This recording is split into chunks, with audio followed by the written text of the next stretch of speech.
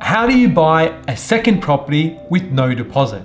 Well, in today's video, I'm going to show you the exact strategies you can implement to get your next property with no deposit, including one tip that will allow you to borrow 105% of the next purchase price.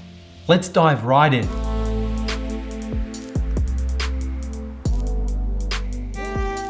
So before we get started, let's begin with the basics, and that is understanding the equity that you may have available in your property. In this example here, we've got a property worth $500,000, which is your own home. It could be the property you're actually living in at the moment, or an investment property that you have.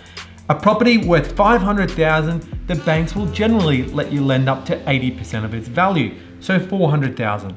In this example, your loan outstanding is $100,000. So the difference between the maximum that the bank is gonna lend you and your loan is the available equity that you can borrow. So in this example, you've got $300,000, which can be utilized and leveraged toward the next purchase. Now, a common mistake that we see a lot of our home buyers make is they believe the equity in their property is the difference between the value of the property and the loan that they've got. Very nice words, but happens to be wrong. Now remember, when dealing with banks, they don't look at it like this. They like to keep a buffer.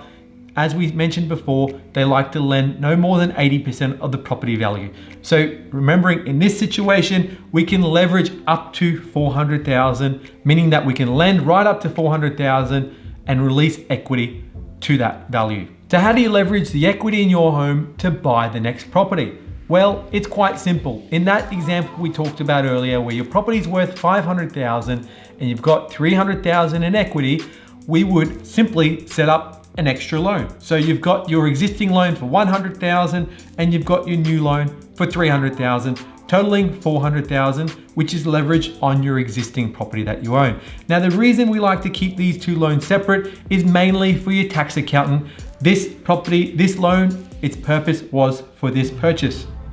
The new loan is going to be purposed for the next purchase.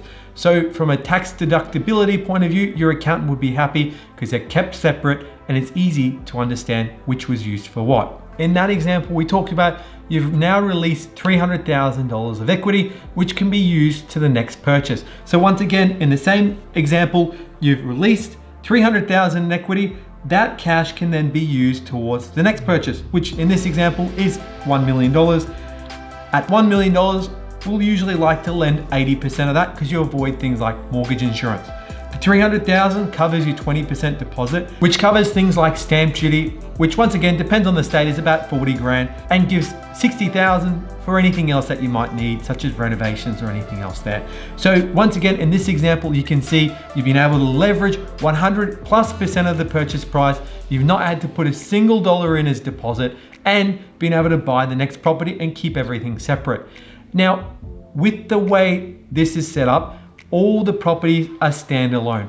What that means is in the future, if you go to revalue this property and it's increased in value, we can leverage more equity of this property. If this property has tanked in value, well, then we don't touch it. So you can cherry pick where you're getting the equity from.